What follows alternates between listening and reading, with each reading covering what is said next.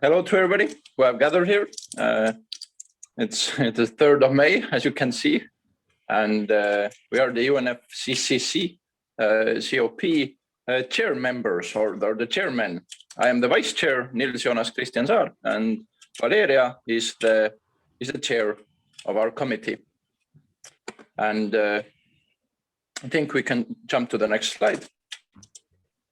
This is an info hour regarding the most important topics, and you can ask us questions afterwards.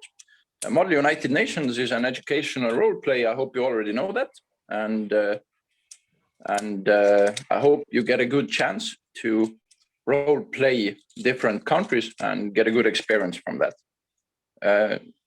Every inch of personal experience you have and you gain from here is definitely going to be valuable in your future lives. It has been valuable for me, I can say that, from my personal experience. And Model United Nations offers these role plays to high school or university students worldwide. And it's not like an Estonian thing, it's a worldwide thing. And the EstMUN we are having is an entry-level simulation, meaning that we don't have any like high standards, or we're not expecting you to be top tier in this simulation. We're expecting you to have fun and enjoy the simulation and try to learn or experience as much as possible. We are gonna be working in the English language, and most of the topics and the agendas and stuff we're gonna discuss is gonna be discussed in English. This doesn't mean that you have to speak English when you speak to other participants, but we're encouraging speaking English, or it's a good place to practice your English speaking skills. Each year, the format differs. This year, we're gonna have the media team and the International Court of Justice. And last year we had an historic committee where we had this Cuban Missile Crisis, and we had actually not last year, the year before that, we had a situation in the middle of the night, a crisis situation where we woke up the students, and it was good fun. And when you want more information about what we're doing and what this EstMUN or Model United Nations is, or what it's all about, then you can have more information or look up more information from the webpage maailmakool.ee under the directory EstMUN, or from the YouTube channel. The next slide. When it's me. Sure. But I think you're doing great so far. Okay. This is a picture of, was it 2019 EstMUN? I think 19 or 18. Actually 18, I think. It was in Uri, I think. Yeah. It's a fun picture. I hope you all like it. Okay, the EstMUN 2021 conference is gonna take place in Tammsalu Gymnasium or online. We're gonna decide on that this week or the following week. I'm not quite sure. By the end of this week, we should decide on that, yeah. And I will tell you a bit more about that later. Yeah, and it's gonna take place. The dates are already decided. It's gonna be on the 10th to the 13th of June. Sorry, my English is not so good right now. There are gonna be 5 committees. On those committees later, and there's going to be a general assembly as always, and the work in committees is going to be quite, I believe, the usual way. If some of you have already taken part in EstMUN conferences or Model United Nations conferences, then you already know how it works. But it's going to be work in committees, and you're going to be in your role.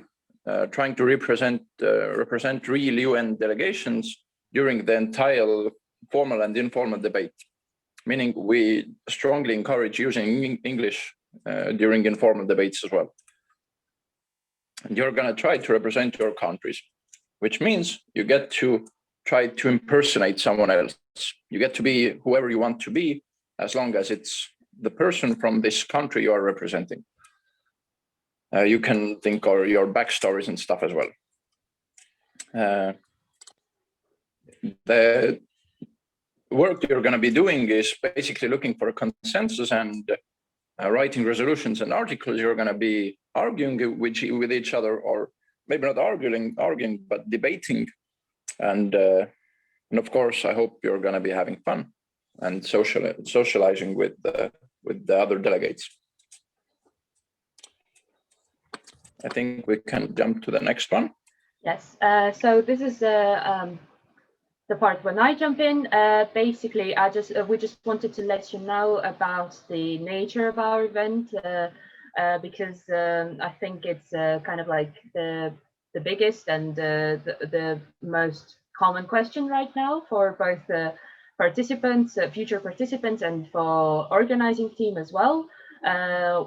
Whether the EstMUN conference will be physical, hybrid, or online.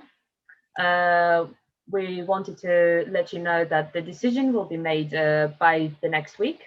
We have our organizing team meeting this Sunday, so we think we will come to a mutual decision then. Possible scenarios will depend on Estonian official governmental guidance, because well, we can't really act on our own. We have to make sure that we follow the directions of the government and that everything is done by law. Safety of our participants, the teachers who are going to be coming and participating, and our organizers is the main priority. We are still very vulnerable, and we don't want any COVID-19 cases rising again after such a long fight with this virus. All necessary information and support, if needed, will be provided to you. We always keep really tight contact with our participants, with our teachers. You can contact Victoria. You can contact us on the Facebook page, I think. And plus, we will have the info packs that will be sent to you shortly after the registration ends. So I think we will have you covered. We welcome the number of participants is unlimited, but we really want you to be motivated and engaged. We want fruitful debates. We want meeting working groups and during the General Assembly. So it doesn't really matter your topic knowledge, your debate knowledge is not as necessary as you being engaged and motivated in learning and getting to know something new and meeting people.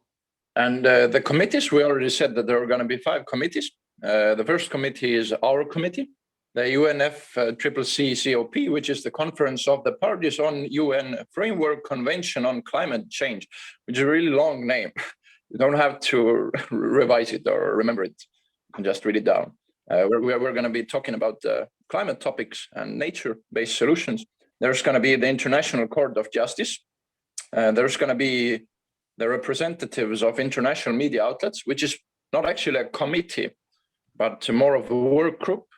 And there's going to be the United Nations Security Council and the UN Refugee Agency. And I'm not sure what committee or what topics they're discussing, but you can also look that up. And the committee info hours in the same format as right now are happening all week. And I'm not sure if everybody's invited to them, but they're happening. Yeah. Yes, if you have any questions or you're interested in knowing what other committees are going to be doing or working groups are going to be doing, you're more than welcome to participate in all of the info hours. They will help you decide which committee or working group you want to participate in during the conference. They happen throughout the week, all at the same time. So I guess Estonian time, it's 3 till 4, Monday till Friday. Yes, but the info hours are going to be quite similar. So Yes, So the first part is definitely going to be similar. We have the same kind of structure, and probably the second part of the presentation, which will focus on the topic of the committee, is the most interesting to you. But we highly recommend you to be present throughout the whole info hour. Okay, the conference rules for different committees are business attire, business attire, always wear formal attire. Do not come dressed as I am right now. I tried to dress to impress, but I didn't. There's going to be voting procedures, and this is a thing that's always an important part of the Model United Nations. We try to make it seem as realistic as possible, meaning we're going to be working by procedures, and we're going to have different types of debate. We're going to have a speakers list, moderated caucus, unmoderated caucus. We're going to have points and motions. We're going to try to use as much appropriate and correct terminology as possible. And this is all to simulate the work of the United Nations. And this is something that we really strongly urge you to do. And these are the things that we encourage you to do, because the more you try, the more we keep to the rules, let's say the more realistic the experience, but still try to have fun. And of course, you always have to be polite and respectful of others, because sometimes young people tend to go out of line, and then we are going to have to try to sanction you or something. We're going to have to try and then get the politeness back into the room. And we are only the mediators. You are given the main role, meaning that when we are having the discussions and debates, then we are not going to involve ourselves or start talking along, as long as you are polite and respectful of others, as long as you keep to the points, emotions, and the procedures, and everything is correct. We are only mediating the discussions. And the necessary information about the procedures and points and motions and terminology, they will all be provided in the info packs, as long as along with the information about our committee and the topics we're going to be discussing. Yes, I just wanted to add that, it may seem a bit, well, because if you're a first comer, if you're a fresher in our conference, it may seem a bit strange to you, it may seem a bit frightening, but as we told before, our conference is an entry-level conference, and we try to make our rules of procedure as flexible as possible. They're really basic ones. There are conferences that require much more, and that will be more stricter. We are trying to keep ourselves on the participant side and understand that there are lots of people without any experience. So it will take some time for them to adapt to the new circumstances. Usually with all the info packs and with all the procedures, we will have the mock session that will kind of introduce you to the and give you a bit of a taste of the actual work in the committee, of the actual debate. So don't be afraid. Just make yourself familiar with all these terms and how it all works. It will all be sent in the info packs. We have 2 really good videos for you that we made last year. Maybe some people who participated in the conference last year saw them. They are really, they're really helpful. They are in really easy language. So make sure you familiarize yourself with all these points before you coming to the conference. And never be afraid to make any mistakes, because it's all a part of the learning experience. When we started, our organizing team is really young as well. So I think it's our conference and the whole EstMUN kind of movement. I don't know if we can call ourselves movement. We are learning from each other and we take in experience from each other. So it's the platform for anything, for new ideas, for new people, for new networks, and new mistakes as well, and new solutions after that. But solutions for climate change and for climate change mitigation and adaptation. We really wanted to make our topic really broad, but also focused on ecosystems, because this year, because this decade now is going to be was announced by UN to be a decade for ecosystem restoration. So we really thought that like next to the climate change agenda, we can put something more related to ecosystems and to biodiversity.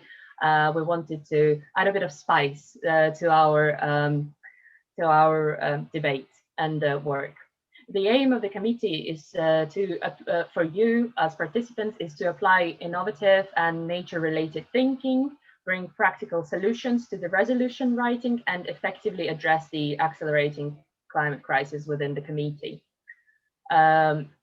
We wanted to make it, we wanted you to think practical, to think creative, to think in small scale, but also broad scale, how you can bring local based solutions into international cooperation and international agenda. We thought that it could be really interesting because our simulation is going to be international again. So every country, every person, again, every individual experience is going to be counted, but also think about the countries that you're going to represent. These solutions, nature-based solutions, are individual for every country, from small island nation to big countries like US and China. They all have these solutions in their development plans. And we think that it would be a really interesting topic for you to discuss this year. And again, committee chairman, me, Valeria and Nils, Jonas Christian Saar. We're going to help you throughout the conference and during the preparation season. So don't hesitate to ask any questions. You can message us and we will gladly answer your questions.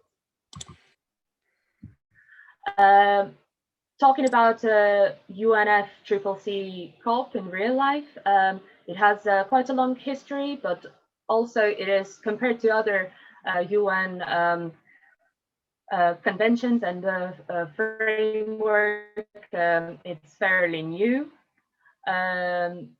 The UNFCCC was only founded in 1992 after Rio Earth Summit, but it was the solution after a long process of climate fight and starting in 60s and 70s after the Green Revolution and all that, when people finally understood that we need to tackle climate change. It's actually happening, and we are the one responsible for it. So we also the one responsible for tackling it and bringing solutions.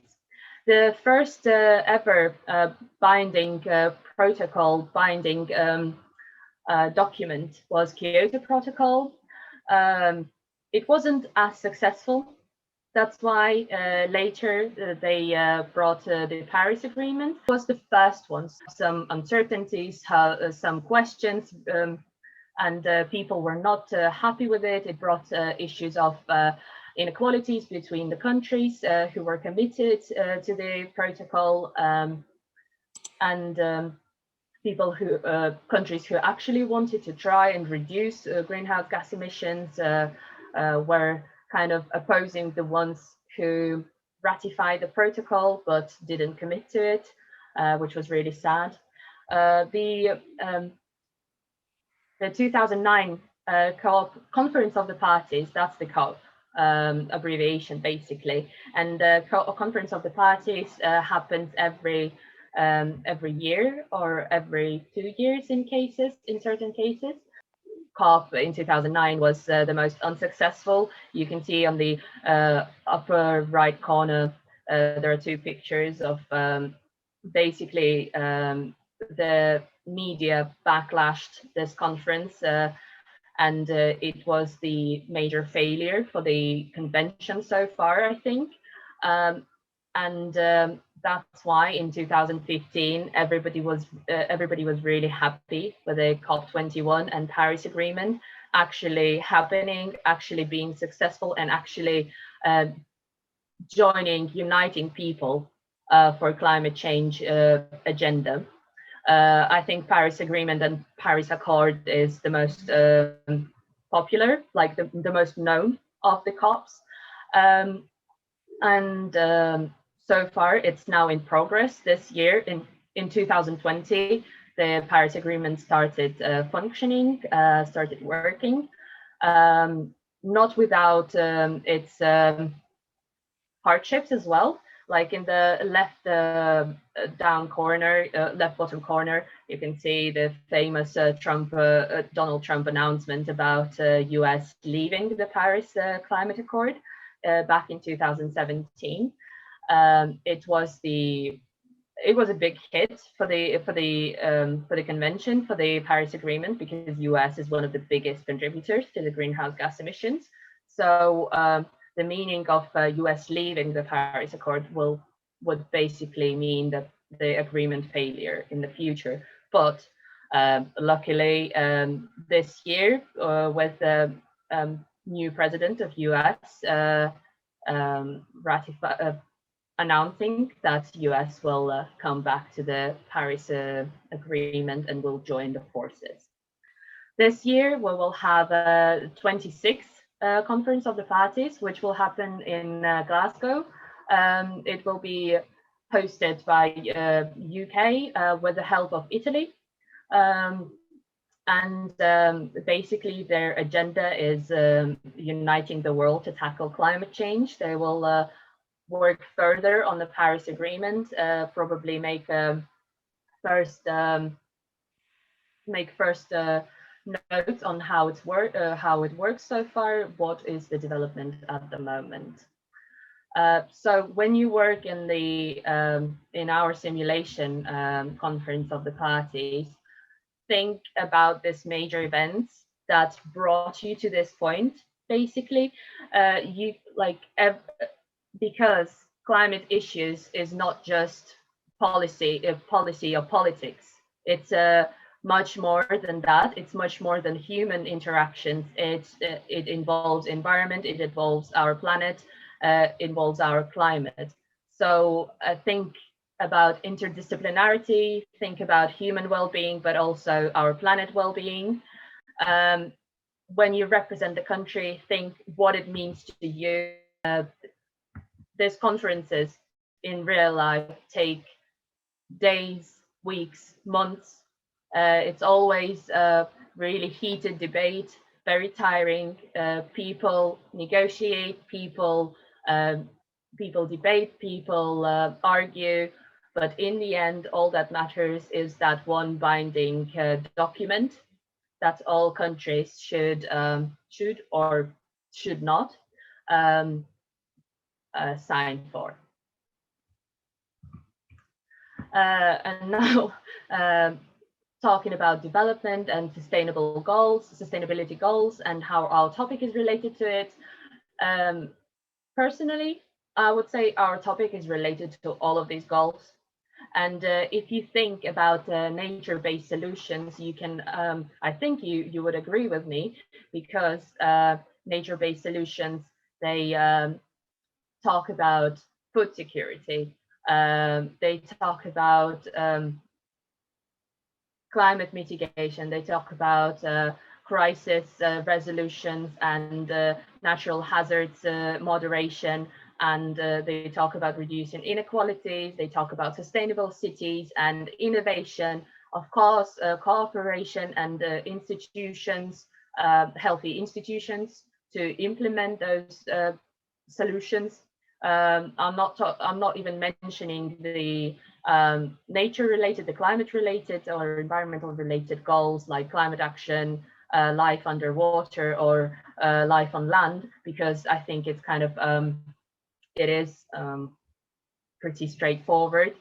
The health, for example, like nature-based solutions always bring human well-being and human mental health. And again, the ecosystem restoration decade is quite closely related to our topic this year. What are nature-based solutions? The challenges of nature loss and global warming are quite linked, as you know, but so are their solutions. And they are focused on greenhouse gas reduction, flood and erosion control, coastal defense, cooling and shading, food and water security, improving livelihoods, cultural values. They're often really important, but maybe neglected in some of the debates. Indigenous people's rights, social capital. Basically, they are focused on protecting, restoring, and sustainably managing ecosystems to address society's challenges and promote human well-being. If you kind of like understand what it means, but you can't think of the examples of nature-based solutions, the most common nature-based solution is forest. It's wetland. Estonia is well known for its wetlands areas and territories, forests covering your countries, forests in the cities, roof gardens, and like green walls, basically any water storage system within the city, water reservoirs, they are all considered to be nature-based solutions.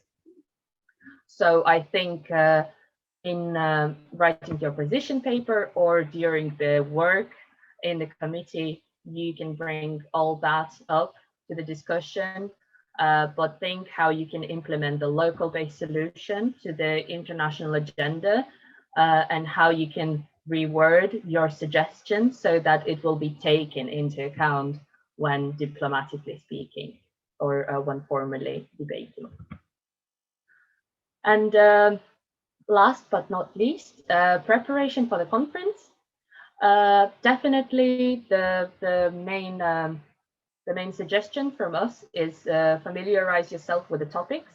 What do you really feel the passion for? What you really think of the topics? Do you want to contribute to the debate, to the discussion? Do you think that you have good ideas? Decide upon your committee preferences after the info hours. Definitely register for the conference. We will send you the link in the chat. After that, relax for a bit. We will send you all the needed information in the info pack. Read them thoroughly. If you have any questions, don't hesitate to ask. Prepare for the work. And after that, see you at our conference. And this is a picture of our team, if you didn't know. I'm currently based in the United Kingdom, so I am usually taking part in all of the work online. But I think that's also a good side of our conference and good side of our team is that we're flexible and we take on board everybody. Doesn't matter where you are, where you're from, what language you're speaking.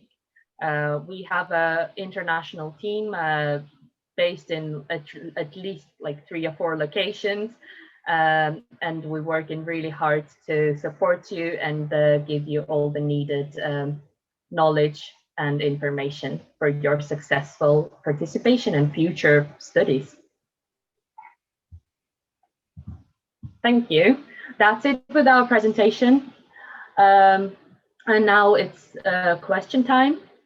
So I think I saw a couple of things in the chat, but I'm not sure if there are questions. I'm going to stop sharing now. And now it's time for you to shine, guys. If you have any questions, please don't hesitate to ask them. We will answer them all. Yes. Thank you. This may be a too formal question because, as you said, the goal is to have fun. But I have a question about resolutions and the writing process of it. Can you suggest any sites or places where I can learn how to write it better? Because last time I struggled with it pretty much a lot. So yes, thank you. Yes, it's a good question. Usually we would, I think we would send you the draft resolution so you can have a look how they build up, like the structure of the resolution. But on the website, I can't give you the exact, the particular website now, but just like normal Google search with MUN resolution or draft resolution, or even actually looking at the real UN resolutions, you will see how they are structured, how they are worded, and what topics they're talking about. So I would suggest looking at either mock resolutions like draft resolutions or the real UN resolutions. Doesn't really matter what committee it is, but if you want to look at maybe specific topic, then yes, go for particular ones. I think UN has the archive, UN website has the archive of all the treaties and resolutions there. So if you just do a quick search, that shouldn't be taking you too long to find something that you will need. Yes, but again, we will usually send you the draft resolutions, maybe from previous year, or the kind of mock resolution, which is fun topic, so you can kind of understand the idea of it. If you still have questions after that, I can send you directly, maybe a previous year, or we can discuss certain points in the messenger or whatever, or after you join the committee, your chair will probably take care of that and make sure that you familiarize yourself and you understand the resolution writing process. And actually, as I said before, United Nations or Model United Nations is an international thing.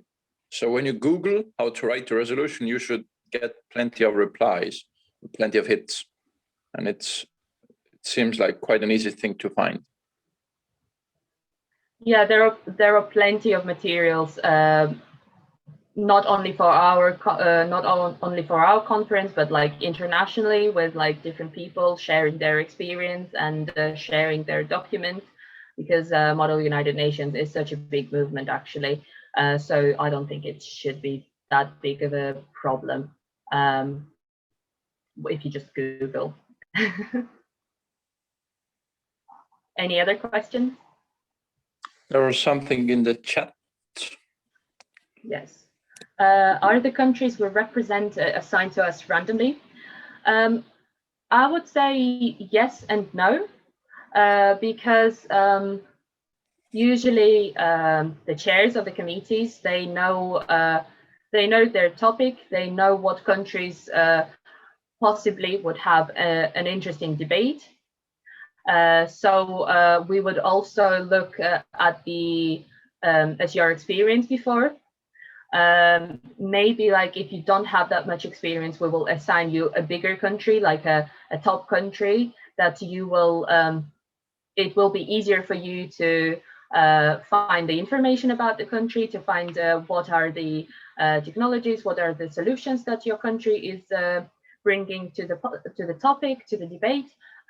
So yes, probably We will have a set of countries already prepared for you before we assign them to you. And then we will look at your previous experience in the MUN debates and look and assume how comfortable you will be with each country assigned. If that explains it to you.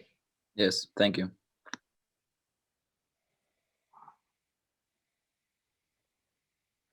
Does the UN enforce agreements, laws, power with military force or with an economic ultimatum? Well, there is no committee who can enforce except for Security Council or bring in any military action. Only Security Council can do that, not in our committee. We are hippies, we are scientists. Well, usually in climate change and, for example, like biodiversity or desertification, this kind of committees, there are actual scientists who work in them. And I think in this kind of committees, it's a bit, it's unreasonable to enforce any military action. And these committees actually act from the perspective of choice, democracy, freedom of choice, freedom of action, and decision making, but not in an enforced way. But honestly, from personal experience, if you are that kind of person who really wants to bring in some fire into debate, like in terms of, I don't know, how to say it. If you want to undermine the whole convention, if you want to undermine the whole debate, the whole work of the committee, those kind of things like crisis situations, they happen in Security Council where countries have veto power and the countries have really big responsibility on their shoulders. Not that we don't have that responsibility, but again, like we are acting from a bit of a different perspective and more liberal and democratic action. Any other questions? Is there anything unclear about the topic? Do you want to ask anything about the COP maybe actually, or anything procedural again?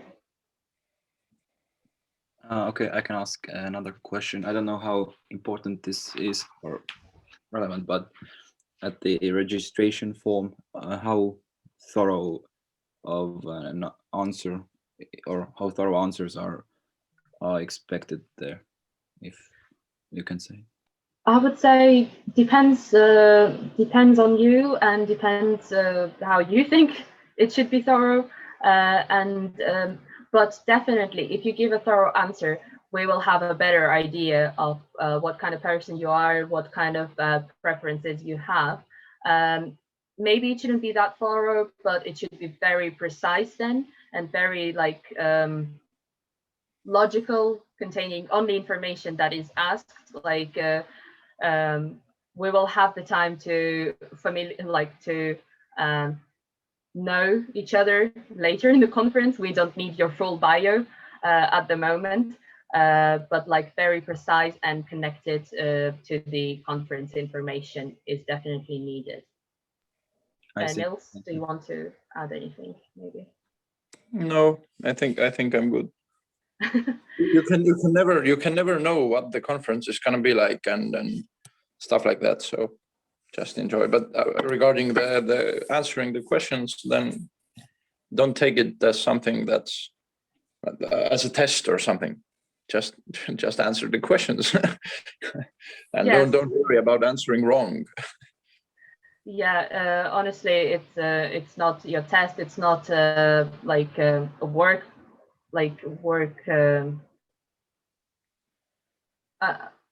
It's not your homework, and it's just a registration. You will not be punished for answering wrong, but if you answer truthfully, like on your ideas and like what your preferences are, it's just gonna make the whole process more just gonna make the whole process nicer for you and for us, so that like your expectations are gonna be met. We are going to be assigning you to different countries by the answers you give. So don't be too laconic, but don't like overstress it. Okay, Anakin, sorry. Yes, thank you, Nils. When you participated as a delegate, what was your way to research the topics, and or how and where you can research and prepare yourself the best way, especially when a topic like yours is like it has a lot of sides to it, and yeah, what's the best way to research it? Yes. So at this moment, I would probably just search the main ideas and the main publications about this topic, like just in general nature-based solutions, or the UNFCCC Conference of the Parties work in general at this point. But after you've been assigned a certain country, I would definitely look what this country does in this area. So basically, for your successful participation, you should know two main criteria: what is done so far within this topic, and what was your country's contribution. Like the country, I mean the country you will be representing, like in the simulation, not your real country. So yes, again, Google search, maybe use with this topic, if you want to be really precise about like scientific evidence, maybe go onto Google Scholar or some kind of like scientific web searches. But I think if you understand the topic quite well so far, you should be fine. You should be on track. And like the most important part is that you understand what you're doing during the conference, and you're willing to learn. So even if you don't have that much of the scientific or like knowledge support behind your ideas, but you know how to speak and you know how to present your ideas, that will be even more useful.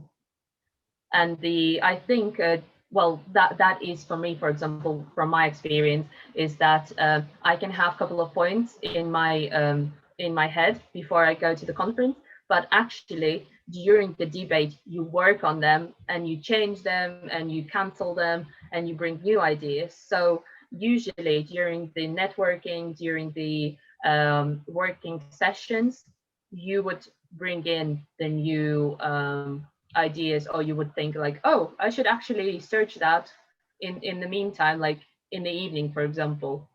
So yes, just general knowledge, podcasts, videos. Yeah, just know what the community does in general in real life, what is the topic, and then after you assign the country, know what your country does and contributes to the solutions. Right. Yes, Victoria mentioned the counter arguments in the chat. So maybe build up your line of argument in the way that you like. I don't know. Well, I guess in school and in universities they always do that. So you bring in some kind of statement and you think, what are the weaknesses and what are the strengths of your statement, how it can be counter-argumented, how it can be undermined, maybe change it later. But if you're not ready for that deep, thorough analysis, just make sure that you familiarize yourself with the topic. Because we still, as much as we want our committee to be successful and implement the resolution later and it to pass during the General Assembly, we want you to enjoy the process. We want you to enjoy the process of learning, of talking to each other, of working, and we want you to learn about the diplomacy, about the international relations. So that is the main bit. As much as we will help you, it very much depends on you as well, how you want to build your experience during this conference. Any other questions? I hope that was a useful answer. Just then a quick question from myself. How do you like the topic? How do you think it relates to your needs at the moment? How do you think it relates to your ideas? Do you think it's relevant, or maybe for next year you would prefer something else? Like, what are your ideas? Because we want some feedback from you anyway. Yes, if somebody could speak or write the answer, like, what do you think about the topic? Is it understandable? Is it relevant? Is it interesting for you? For me, yeah, I think it's relevant and interesting, but I haven't decided yet which committee I will join. So I'll just see which committee seems most fun and interesting for me. But this one seems very cool, and I will probably get a lot smarter from this if I join. So it's attractive. Yes, thank you. Right. Thank you for your feedback on the topic. Well, probably how it's going to be is that I'm going to represent the boring part, the actual the topic, and Nils is going to be your favorite chair in the committee. I hope not. Come on, you're fun. Okay. Thank you. But yes, again, just base your decision on what is more interesting to you and the topic that you know you're going to be engaged with. All the topics are very different. All the committees are very different. The media team and the International Court of Justice International Court of Justice in particular is the new form of the committee for us. So I think it will be interesting experience as well. Media team, if you feel like writing articles is your jam, go for it. Yes, Security Council, Refugee Committee, our committee, all very different, all gonna focus on absolutely different aspects of international cooperation and international affairs. Yes, so I don't know. I like to refer to my committees because I'm usually basing for UNEP or IPCC or something climate or environment related. I like to refer to our committees like hippies, basically. Yes, I hope that will kind of like give some response in your heart as well as participants. Any other questions before we finish? We have 6 or 5 minutes left. So any last couple of questions? But if you don't have any questions right now at the moment, you can ask them tomorrow or throughout the whole week during the info hours. You can message them, email them to us. We will gladly respond to all of them. So yes, any kind of interaction, any kind of question from you is more than welcome. Okay, I think we don't have to stretch it until 4 o'clock. No, yes, I think either we answered all of the questions or they're gonna come later. Yeah. Yes. We'll always be there. So yes, we will always be there. We will give you all the support, all the information that you require. So don't stress out too much. For now, just enjoy the info hours. Just decide what is what your interests are. Make that decision and relax for a bit until you get further guidance from our team. Thank you for the info hour from myself, I guess from Nils as well, and from Victoria's side thank as you, well. of course. Yes, thank you for participating. Thank you for joining us today, and see you all hopefully at the conference.